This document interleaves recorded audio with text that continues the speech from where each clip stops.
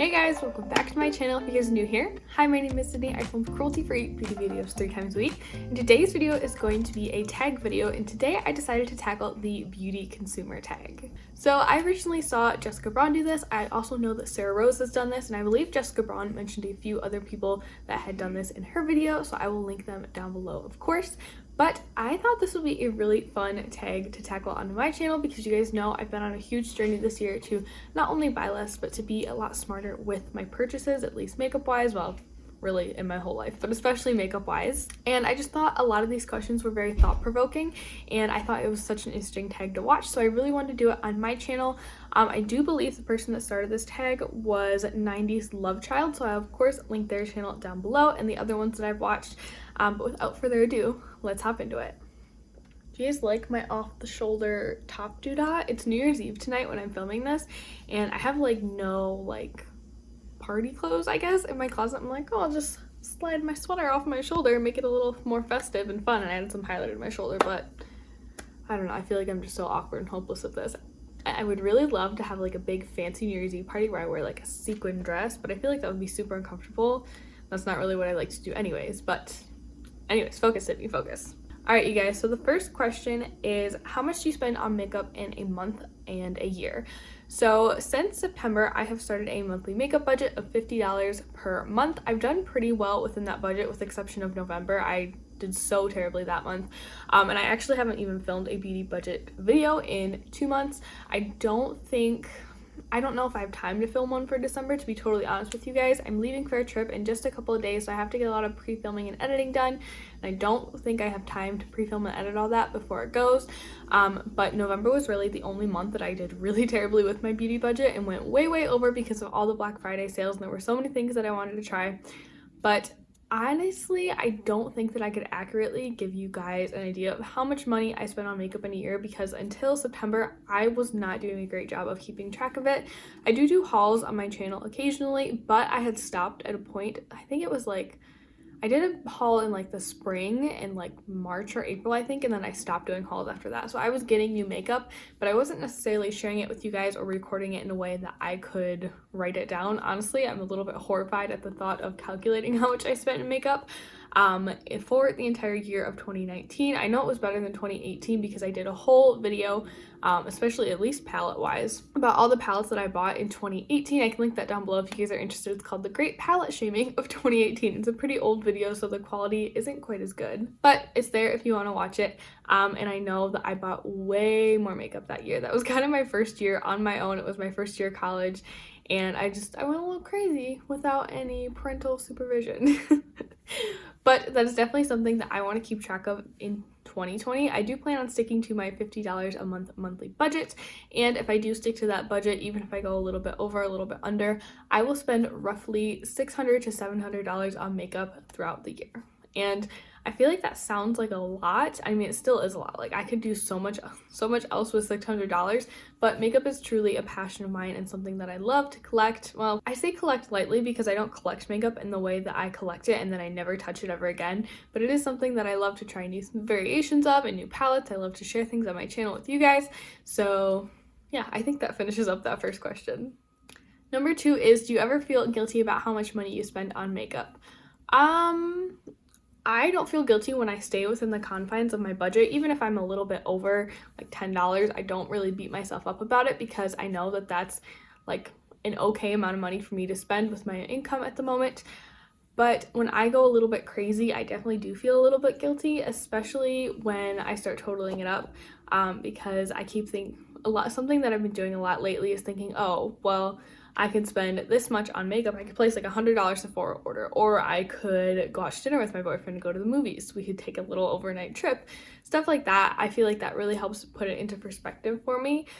I feel like another source of guilt with me, which is something that I'm going to tackle in such a big way this year, you guys will have to hear about it in an upcoming video, is especially when I buy eyeshadow palettes, I feel guilty because eyeshadow is my weakness. Eyeshadow is the part of makeup that I just love so very much. There was a point when I was buying palettes so frequently in 2018 that when I bought another one, I would get I feel a little bit sick to my stomach. I would definitely feel guilty about it because I had so much already that I wasn't using enough, and I feel like there's a little bit of guilt in that. But monetarily, as long as I'm sticking within the confines of my budget, I don't usually feel too guilty about it. Number 3 says, do you ever get FOMO when it comes to new makeup releases? So I feel like sometimes I do, not as much lately, especially since I've started the makeup budget series. I'll link that whole series down below if you guys are interested in checking it out. Each month I kind of do an update at the end of the month, sharing with you guys what I spent on makeup, what I bought with it, what was really tempting me, any other revelations that I had throughout the month. But ordinarily, no, at least lately, there are some products where I feel like if everyone is using them, if everyone is raving about them, then I get the urge to kind of buy them. Not just because I feel like I'm missing out, just because I'm really curious about the formula and I want to see if it's really as good as everyone says. But I feel like with like limited edition products is where my mind immediately goes when I think of FOMO with makeup. I just don't really get that pull, especially because I have a channel. Not that I'm trying not to buy makeup just because of my channel these days, because the reality is I'm a really small channel, and while reviews really do help boost my channel, they're not my favorite thing to film, and many of the larger YouTubers get those products weeks in advance, so they are able to test them out much quicker and get their reviews out faster. But overall, I feel like my answer is no. I feel like I'm a little bit all over the place with my answers, you guys. It's been a very long time since I've filmed a video, so just please bear with me. Question number 4 is, do you decide to purchase or keep items just because they are limited edition? And I feel like no, because I feel like if I bought something that was limited edition and I was considering decluttering it, I would declutter it either way, because I don't know, I just don't feel that pull to hold on to makeup that I couldn't rebuy if I got rid of it and I wanted back. That's just not really how my mind works. If I feel that way about a product, then I will probably just keep it. If I feel strongly enough about a product to declutter it, I probably would not be in the market to repurchase it, even if it was like this fantastic thing down the road. Limited edition doesn't pull me a whole lot. The only time that limited edition really gets me is if it's a really, really great value, like those Sephora favorites kits, or that Fenty Gloss Bomb quad that they just released, or even the Hourglass Scattered Light toppers. Those were some things that came out this holiday season that really tempted me, because I knew that they weren't going to be around forever and the value was there. I feel like just because a product is limited edition doesn't immediately draw me in, but if it's something that's a really great value that I'm not going to be able to get that value at another point in the year, that's really going to draw me in. Question number 5 is, would you be willing to pay more for a product that is sold out online?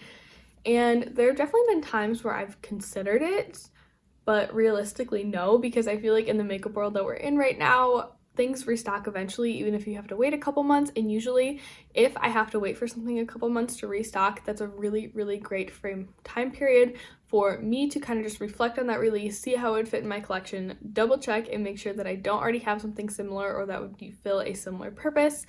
And yeah, so I've never really been tempted to do that. The only time I can even think of when I would have maybe considered it, but I really didn't because it was restocking soon, would be the Jaclyn Hill palette, the original one she did with Morphe. That one was one that I like waited and waited, and I missed like the first 2 restocks, I think. So it was quite a while before I got the actual palette in my hands, but it was one that I like wanted so bad, and I think that maybe would have been the only time that I would have considered purchasing it online for a little bit more. Question number 6 says, do you wish that you could spend more or less? I honestly have been thinking about this question all day, ever since I watched Jessica's video, but I wish that I could spend...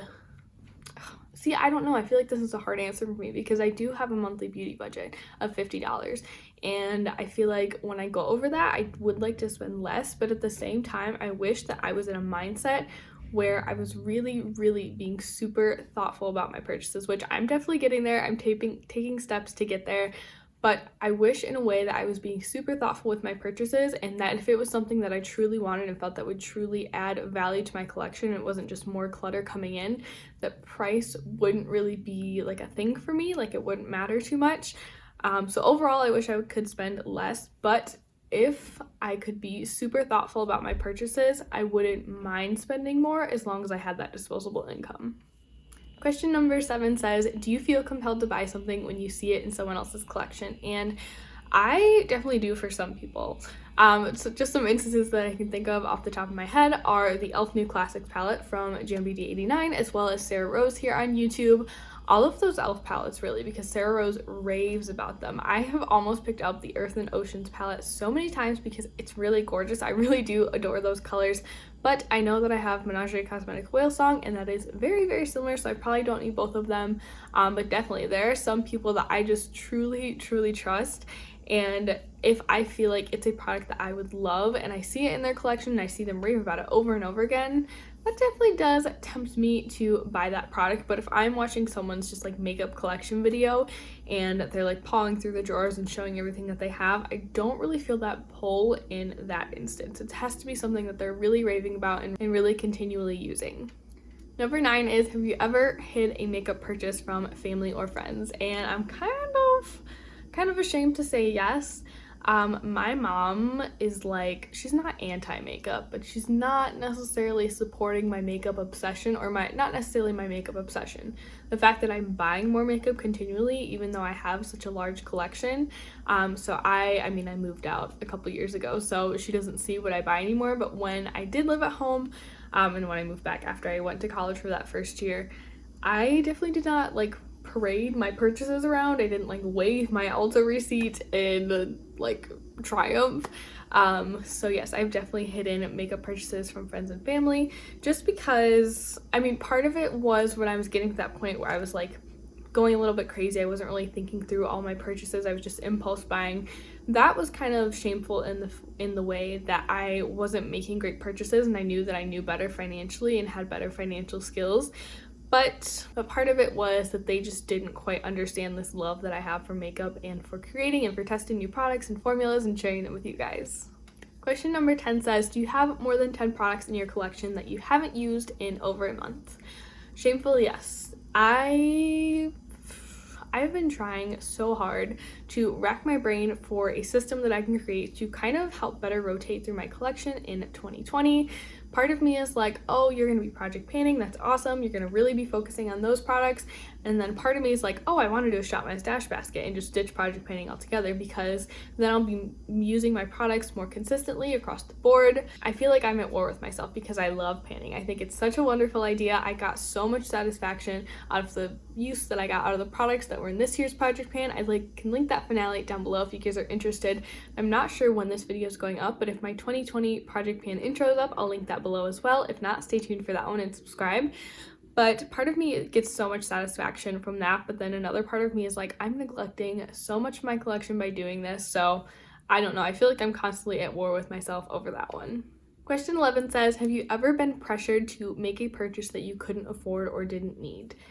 And this one, I feel like I need a definition for pressure in this situation. Pressure in the way that like everyone's talking about it, everyone says it's fantastic, and so many people are buying it and raving about it. Yes, I felt that pressure, but like actual like, I feel like I want to call it bullying pressure, where someone's like, you should buy this, you should buy this, you should buy this.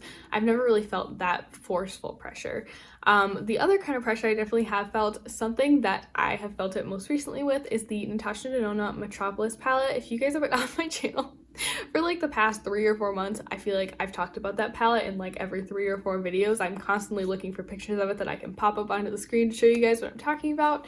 It's so beautiful, and the Natasha Denona formula is one that is highly raved about by pretty much everyone across the board that I've seen talk about it on YouTube. And that palette, something about the color story just really has my heart, and I just really love the way that it looks. So many people have been raving about it and really loving it, but I don't know, you guys. I got the Sunrise palette, not that I don't enjoy it, but I don't know if I can actually convince myself that that formula is worth that hefty price tag. It would have to go steeply on sale, and even then I would probably have to have a coupon. Number 12 says, do you purchase makeup for collector reasons? And I want to say no. I can definitely be a little bit of a makeup hoarder where I don't really like to let go of things. I don't do declutters too often, although I do need to film one like soon. But I don't do declutters too often, either on my channel or off my channel, just because I love makeup and I love to have options, even though sometimes having too many options can be overwhelming. I definitely don't collect makeup in the way that like I buy it and it sits in the box and I don't touch it, I don't swatch it, I don't use it. I buy my makeup to use it, but I definitely enjoy having a wide variety of options. The final question of this tag is, in your makeup journey, have you become more consumeristic or less consumeristic? And I am happy to say less consumeristic. I have been on a journey this past year and will continue into 2020 to buy less makeup, to be more thoughtful with the makeup purchases that I do make, to really love on what I have, because I just feel like I've come to this realization that I have so much makeup, and I've come to the realization that they can only reinvent the wheel so many times, so I would really rather save my beauty budget for the month for something that's going to be really unique and really special and really unlike anything that I already own. So thank you guys so much for watching this video. That's going to wrap up this tag. I'm going to mention a couple people down below that I would love to see do this tag, but if I don't mention you down below, consider yourself tagged. I would love to see you guys do this. If you do it based on my tag, like me tagging you, make sure to kind of tag me on Instagram or something so I can watch it. Let me know your thoughts on this tag down below. I know a lot of you are on a low buy or no buy or a project panning. I feel like we're all getting into this less consumeristic headspace when it comes to the beauty community, so I would love to know down below your answer to that last question. Are you becoming more consumeristic or less consumeristic? I think that's very telling of the audience that I have.